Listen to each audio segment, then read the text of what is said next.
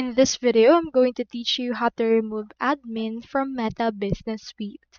In order to do that, you first need to head over to business.facebook.com and you should be able to see in here this page.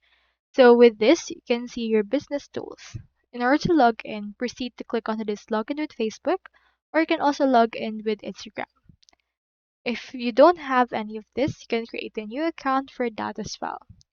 Now, if you have a managed Meta account, you can head over and click on this option right here in order to log in using that option. So let's head over and try to remove an admin. To do that, onto your Meta Business Suite, once you're logged in, you can see this. Now, on your left-hand panel, you can see the settings option. So proceed to click on this.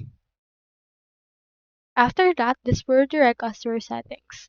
Under the users, we have people, and we have in here all of the people that have access to our Meta Business Suite.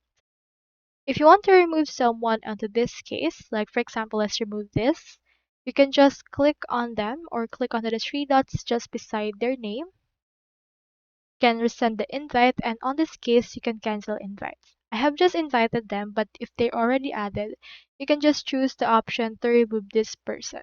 So on my case, let's cancel. Click on the cancel option. Then after that, invitation will be canceled and the admin will be removed from the list as well. Doing this will remove their access on everything that you have added them previously, and this will essentially have an error on their end since they won't be able to access it even if they click on the link from the email that have been sent to them by Business Suite when we have invited them. So that's all there is today, and I hope this video successfully helped you out with everything you need with Meta Business Suite. Thank you so much for watching and see you on the next one.